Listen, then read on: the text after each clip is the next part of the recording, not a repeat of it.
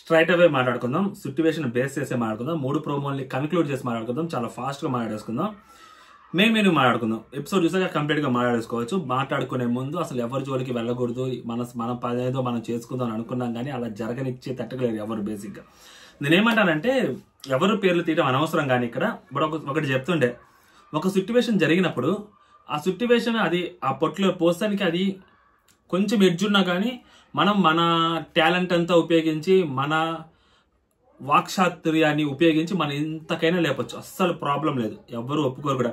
But ఒకటి situation ఆడున్నప్పుడు ఆ మనిషికి కంప్లీట్గా ఆ సిట్యువేషన్ ఎగెనెస్ట్గా ఉన్నప్పుడు అప్పుడు కూడా ఆ పర్టికులర్ పర్సన్ లేపితే ఎలా ఉంటుంది అంటే చాలా దరిద్రంగా ఉంటుంది, చండాలంగా ఉంటుంది.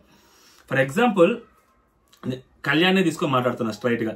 మొన్న కళ్యాణ్ చాలా బాగా గేమ్ ఆడాడు లాస్ట్ వీక్, అంతకు ముందు వారం, ఓకేనా. దాని తర్వాత అప్పుడు అందరం లేపాం, సూపర్. మొన్న కళ్యాణ్ తనుజ గురించి, తన గేమ్ గురించి తను అసెస్ చేసుకోవడం అనేది చాలా గొప్ప విషయం. చాలా బాగా అసెస్ చేసుకున్నారని కూడా చెప్పాను. కెప్టెన్గా చాలా కూల్గా అంతమంది పిచ్చి పిచ్చిగా అరుస్తూ ఉంటే వాళ్ళందరినీ కామ్గా హ్యాండిల్ చేస్తూ, సో అక్కడ కూడా చాలా బాగా చేశారు, కెప్టెన్సీ కూడా చాలా బాగా చేశారు. సో దాని గురించి కూడా మాట్లాడుకున్నాం. నిన్న ఆ ఎపిసోడ్లో కళ్యాణ్ ఏదైతే మాట్లాడాడో అవి కూడా వేయలేదు, సో దాని గురించి కూడా మాట్లాడుకున్నాం గట్టిగా. అవి మనం మాట్లాడుతాం అట్లు. ఇంతకు ఒక ప్రోమో చూపించి దాంట్లో కళ్యాణ్ని తను అమ్మాయి పేరు రమ్యాని లోపలికి పిలిపించి కన్ఫెషన్ రూమ్లో ఒక వీడియో చూపెట్టారు కదా. ఆ వీడియో చూపెట్టిన తర్వాత ఆడియన్స్ ఆ అమ్మాయి అన్న మాటలు కరెక్టా కాదా, సో ఏమనుకుంటారు, కళ్యాణ్ అమ్మాయిలు పిచ్చోడా కాదా అని అంటే దానికి మీరు థమ్స్ అప్ థమ్స్ డౌన్ అంటే 53% థమ్స్ అప్ చెప్పారు, 47% థమ్స్ డౌన్ చెప్పారు. ఇది ఆలోచించాల్సిన విషయం. ఈవెన్ కళ్యాణ్ ఆలోచించాల్సిన విషయం, బయట రివ్యూవర్స్ ఆలోచించాల్సిన విషయం, కళ్యాణ్ అసలు ఏం చేయగలుగుతాడు, ఏం చేస్తారు అనేది ఆలోచించాల్సిన విషయం. అంతేగాని బాబులకే బాబు, కళ్యాణ్ బాబు అసహ్యంగా ఉంటుంది. ఎందుకు ఉంటుందంటే అది చాలా డెలికేటెడ్ సిచ్యువేషన్. అక్కడ చూపించిన వీడియో చాలా డెలికేట్ వీడియో. దాంట్లో నాకు సార్ అన్న మాట ఇప్పటికీ అదే మాట నేను కూడా స్టిక్ అంటే ఆ రోజు కూడా నేను అదే మాట చెప్పాను. ఆ అమ్మాయి ఏమి అతని జీవితాన్ని పూర్తిగా చూడలేదు, జస్ట్ అలా చేతులు వేసి అలా మాట్లాడుతున్నంత మాత్రాన అతనేమి అమ్మాయిలు పిచ్చోడైపోయాడు, ఉమెన్ పోగొట్ ఏమో అయిపోడు అతనేమి, ఓకేనా, ఉమనైజర్ అయిపోడు. చాలా క్లియర్గా తెలుస్తుంది అది. ఓకే, ఒక 23 years కిడ్, సో అందరితో మాట్లాడుతున్నప్పుడు అలా చేతులు వేసాడు. అది తప్పు ఒప్పు అనేది నాకు సార్ యాక్చువల్గా చెప్పాలి అక్కడ. బట్ ఆ అమ్మాయి ఓవర్ ద బోర్డ్ వెళ్ళి మాట్లాడింది. సో ఇప్పుడు అది ఏమైందంటే సిట్యువేషన్ ఆ కళ్యాణ్ దాన్ని ఎలా హ్యాండిల్ చేస్తారనేది ఇంపార్టెంట్. ఎందుకంటే రేపొద్దున ఇది నామినేషన్స్లోకి తీసుకెళ్ళిన కళ్యాణ్ నువ్వు అలా అనడం తప్పు అన్నంత వరకు మాత్రమే తీసుకెళ్ళాడు, కానీ మిగతా దాన్ని తీసుకెళ్ళాడు. మిగతా దాన్ని తీసుకెళ్తే ఆడియన్స్ పర్సంటేజ్ కూడా చూసావు కదా నువ్వే, 53% ఉంది అంటే నేను చెప్పిందే కరెక్ట్ అని చెప్పారని చెప్పి అమ్మాయి మళ్ళీ తిరిగి మాట్లాడొద్దు కూడా. సో ఈ సిట్యువేషన్ కళ్యాణ్ చాలా జాగ్రత్తగా డీల్ చేయాలి. ఆ అమ్మాయిని నామినేట్ చేయాలి అని అనుకుంటే ఆ అమ్మాయి అన్న మాటలు ఏవైతే ఉన్నాయో వాటిల్ని తను చాలా డెలికేట్ సిచ్యువేషన్లో ఉన్నాడు, బార్డర్లో ఉన్నాడు. ఆ బార్డర్ కాదు, ఇప్పుడు బార్డర్ లైన్లో ఉన్నాడు సిచ్యువేషన్. అటు ఇటు అయినా కానీ కంప్లీట్ నెగిటివ్ అయిపోయి సిచ్యువేషన్. దాన్ని ఎలా హ్యాండిల్ చేయగలుగుతాడు అనేది మాట్లాడాలి అక్కడ, అది చెప్పాలి. అంతేగాని బాబులకే బాబు కళ్యాణ్ బాబు ఏంది, ఈ సిట్యువేషన్ని కళ్యాణ్ నామినేషన్స్లోకి తీసుకొచ్చి దాన్ని హ్యాండిల్ చేస్తే అప్పుడు మాట్లాడాలి మనం కళ్యాణ్ బాబులకే బాబు అని. యాజ్ ఆఫ్ నౌ సిట్యువేషన్ ఎగెనెస్ట్గా ఉంది కళ్యాణ్కి. చూడాలి కళ్యాణ్ ఎలా మాట్లాడతారు ఏంటి అనేది, అప్పుడు తెలుస్తుంది కళ్యాణ్ మెచ్యూరిటీ అంటే. ఇప్పుడు కెప్టెన్గా చాలా వరకు కూల్గా చేశాడు, ఫస్ట్ రోజు ఉన్నంతగా అగ్రెసివ్గా లేకుండా తనను తాను మార్చుకుంటూ అందరితో కలుపుకుపోయి కెప్టెన్సీ చేశాడు కదా. ఇప్పుడు ఒక పెద్ద నింద పడింది, దాని ఆడియన్స్ యాక్సెప్టెన్స్ కూడా ఉంది.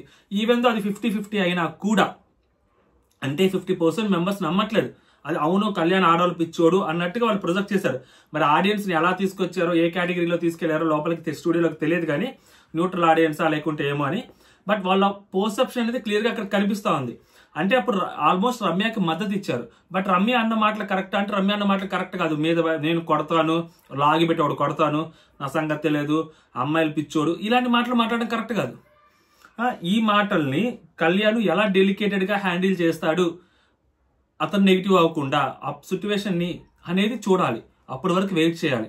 అంతేగాని అలా లేపేస్తే ఎలా ఉంటుందంటే ఒక నమ్మకం పోద్ది మన మీద, మనం రివ్యూస్ చేస్తున్నాము అన్న నమ్మకం పోద్ది మన మీద. ఏదో బ్లైండ్గా లేపేస్తున్నారు సిట్యువేషన్కి సంబంధం లేకుండా అనేది ఉంటుంది. వెయిట్ చేయాలి, వెయిట్ చేస్తేనే తెలుస్తుంది ఆ అబ్బాయి సత్తా ఏంటనేది. రేపు నామినేషన్స్లో తెలుస్తుంది. ఆ అమ్మాయిని తీసుకొచ్చి నామినేషన్లో చేస్తేనో, లేకుంటే ఆ అమ్మాయి మనోడి నామినేషన్లో తీసుకొస్తేనో, అప్పుడు మనోడి సత్తా ఏంటంటే క్లియర్గా తెలుస్తుంది. మాటలు ఎలా మాట్లాడతారు ఏంటని, ఓకేనా. అంతవరకు వెయిట్ చేయాలి. ఆ నెక్స్ట్ తనూజకు ఒక వీడియో చూపించారు. సో 2 చేతులు చప్పట్లు, ఇది తనూజది కంప్లీట్లీ డిఫరెంట్ వర్షన్. అండ్ ఇక్కడ తనూజ పాయింట్ ఆఫ్ ఏంటంటే ఆ అమ్మాయికి ఒక బంధం పోయింది, నువ్వు ఇంకోటి అటాచ్ చేసుకుంటున్నావు, జర జాగ్రత్తగా చూసుకోవాలని చెప్పి తనూజ వైపు మాట్లాడుతున్నారు. సో తనూజకి ఏంటంటే ఆమె నీతో చెప్పిందా ఆ 2 చప్పట్లు 2 చేతులు కలిస్తే నేను చప్పట్లు అని చెప్పి ఆమె నీతో అనిందా? అని ఉండదు, అనలేదు కూడా ఖచ్చితంగా. బట్ పక్కన అనింది. సో తనతో మంచుకుంటుంది, పక్కన ఉంటుంది, నాన్న నాన్న అని చెప్పి ఆ రోజు ఎక్కిరించింది. అది ఆమె పాయింట్ ఆఫ్ వ్యూ వేరైనా కానీ ఈ అమ్మాయిని ఎక్కిరించింది కాబట్టి, అనుకుంటుంది కాబట్టి, సో దీని నామినేషన్స్ లోకి తీసుకొచ్చి గట్టిగా మాట్లాడే ఛాన్సెస్ ఉన్నాయి. దీనికంటే ముందు తనూజ తెలియగలదా కాదా అంటే తనూజ అంత డమ్ అంటే తనూజ అంత డమ్ కాదు. మీరు ఫస్ట్ ప్రోమోలో చూస్తే తనూజ ఆయిషాకి ఆ పవర్ ఇవ్వాలా లేదా అంటే పవర్ ఇవ్వాలన్నది. ఎందుకు ఈవెంతో తను నాకు సార్ నన్ను టార్గెట్ చేస్తున్నారు అని చెప్పి, నాకు సార్ నన్ను టార్గెట్ చేస్తుందని చెప్పినా, నాకు సార్ అమ్మ నిన్నే టార్గెట్ చేస్తుంది అని ఎలా అన్నా అయినా దాని తర్వాత అమ్మాయి చెప్పిన పాయింట్స్ కరెక్టే కదా సార్ కొన్ని పాయింట్స్. సో అందుకనే అమ్మాయికి ఆ పవర్ ఉండాలి సార్ అని చెప్పింది. ఎందుకు అలా ఉండాలని చెప్పింది?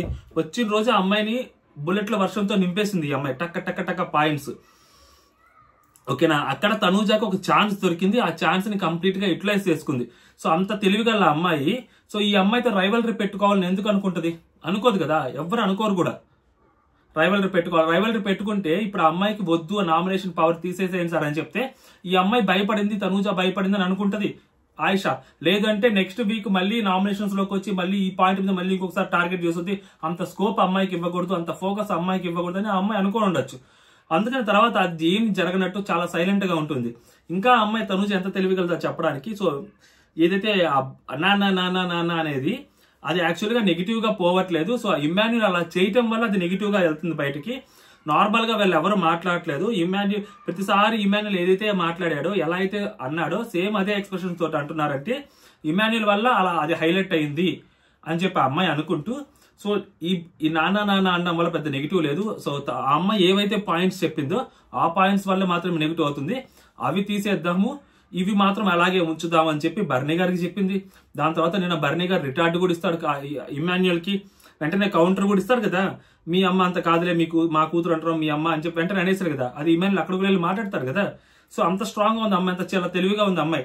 ఎందుకు అంత తెలివిగా ఉందంటే ఒక అమ్మాయి వచ్చి నువ్వే టార్గెట్ అని చెప్పి నిన్నే నామినేట్ చేస్తున్నప్పుడు 1 either అమ్మాయి నెగిటివ్ అన్నా అయి ఉండాలి బయట, లేదా పాజిటివ్ అయినా అయి ఉండాలి. సో 2 యాంగిల్స్ 1 అయి ఉండాలి.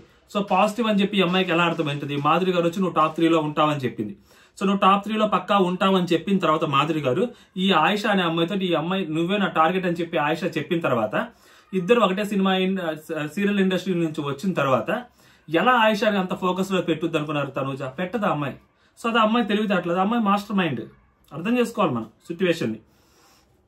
అదే అమ్మాయి పాయింట్ ఆఫ్ వ్యూ. ఓకేనా? అండ్ నెక్స్ట్ డెమోన్ రితు దగ్గరికి వచ్చేసరికి డెమోన్ రితుది నేను ఆల్రెడీ ఇంతాక వీడియో ఎలిమినేషన్ వీడియోలో కూడా చెప్పాను. డెమోన్ గాడి తప్పుతున్నాడు. డెమోన్ కి అంటే జస్ట్ గేమ్ ఆడుతున్నాడు డెమోన్. సో ఈ అమ్మాయి పాయింట్ ఆఫ్ వ్యూ ఈ అమ్మాయి గేమ్ ఆడుతుందా? ఈ అమ్మాయి కూడా గేమ్ ఆడుతుంది, ఈ అమ్మాయికి ఒక క్లారిటీ ఉంది. బట్ డెమోన్కి వచ్చేసరికి భయం స్టార్ట్ అయింది. వాళ్ళు ఎవరైతే వచ్చి కంటిన్యూస్ గా డెమో అంటే నేను పులిహోర కలుపుతుందే బయటకు వెళ్తుంది తప్పితే నేను గేమ్ ఆడింది, నేను కెప్టెన్ అయ్యింది అదంతా బయటకు వెళ్ళట్లేదు అని చెప్పి అబ్బాయికి ఒక భయం స్టార్ట్ అయింది. వాళ్ళు అలా అంత ఇంజెక్ట్ చేశారు. సో దాని తర్వాత దానికోసం అని చెప్పి ఈమెతో వెళ్ళి మాట్లాడతారు. మనం ఏమనుకున్నాం, ఆమె వచ్చి అడుగుతుంది ఏమనుకున్నారు రమ్య గారు. ఫస్ట్ మనోడే వెళ్ళి ఆ అమ్మాయితోటి ఏమనిపిస్తుంది నీకు, జెన్యూన్ అనిపిస్తుందా అని అడిగాడు. యాక్చువల్గా అదే వీడియో ప్లే చేశాడు. అంటే ఈ అబ్బాయికి అనుమానం వస్తుంది, అంటే నువ్వు అంత ట్రూగా అమ్మాయితో లేవు, కంప్లీట్ గా అతను అంటే హోల్ హార్టెడ్ గా నువ్వు అమ్మాయితో ఉండట్లేదు అని చెప్పి అర్థమైంది ఆ అమ్మాయికి.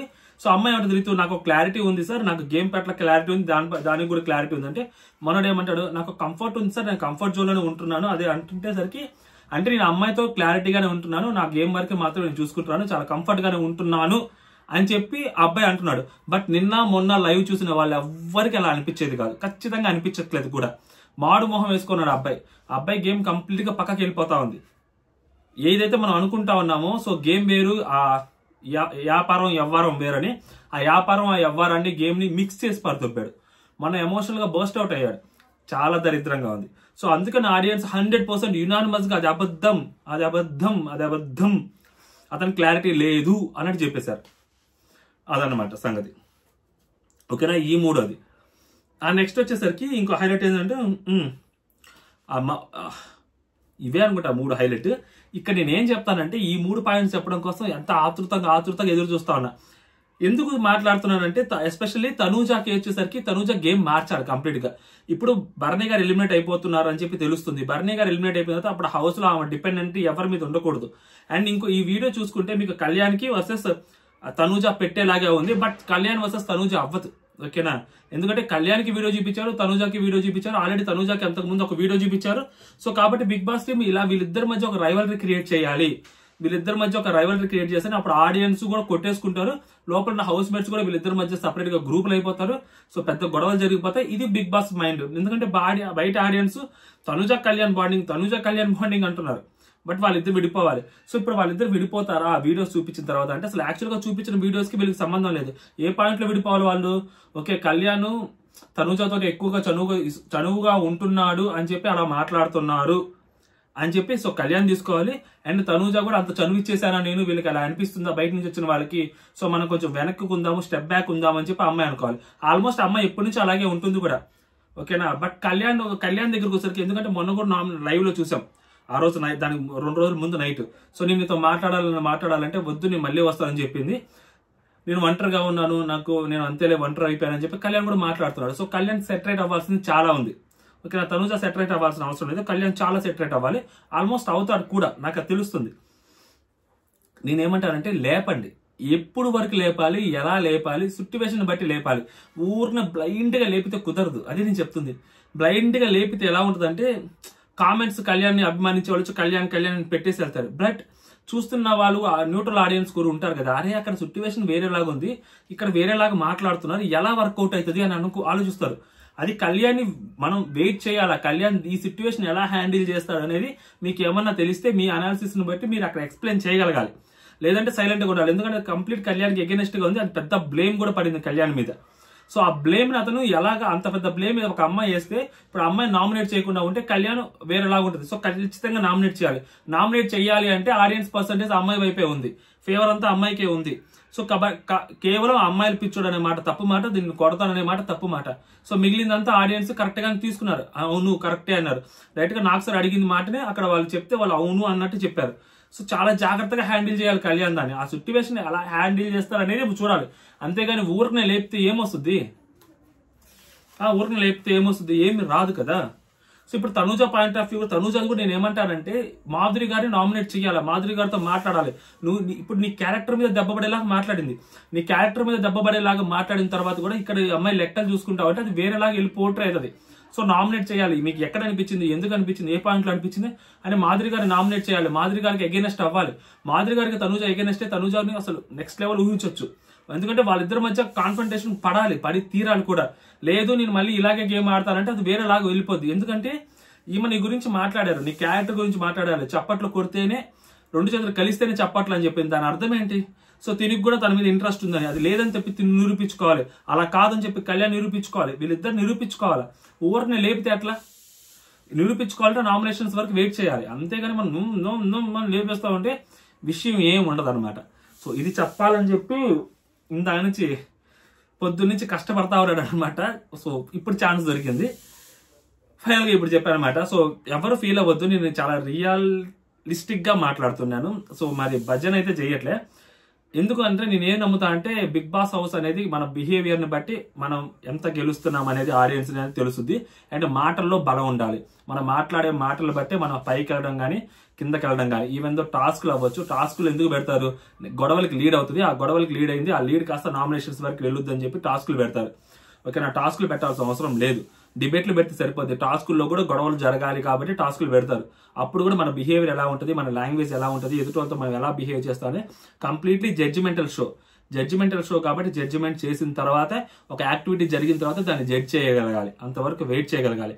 ఊరికనే బాబు కళ్యాణ్ బాబు అని పెట్టడం అనవసరం. సిట్యువేషన్ చాలా అగేనెస్ట్ గా ఉంది, దాన్ని ఎలా హ్యాండిల్ చేస్తారు ఆ అబ్బాయి అనేది చూడాలి. ఓకేనా, మీ ఛానల్లో మెజారిటీ ఆడియన్స్ కళ్యాణ్కి సపోర్ట్ చేసే వాళ్ళు ఉండొచ్చేమో, బట్ అక్కడ షోలో కూర్చున్న ఆడియన్స్ వేరే ఆన్సర్ ఇచ్చారు. ఆ ఆన్సర్ ని తనకు ఆల్రెడీ అవమానం జరిగింది, ఆ అవమానాన్ని ఎలా హ్యాండిల్ చేయగలుగుతాడు అనేది కళ్యాణ్ చూడాలి, వెయిట్ చేయాలి, నామినేషన్స్ వరకు వెయిట్ చేయాలి. నేను అదే మళ్ళీ చెప్తున్నాను, నేను వెయిట్ చేస్తాను. సో ఎలా హ్యాండిల్ చేస్తాడని. ఓకేనా, అది సంగతి అనమాట. మీకేమనిపించింది మీరు కూడా కామెంట్ చేయండి. నేను చెప్పింది కరెక్ట్ అనిపించింది తప్పు అనిపించింది కామెంట్ చేయండి. ఇంతకు ఆ ఊపులో ఆ ఆవేశంలో అడగటం మర్చిపోయాను. లైక్ చేయండి, ఛానల్ని సబ్స్క్రైబ్ చేయండి, దండం పెడుతుంది మీకు. జై హింద్.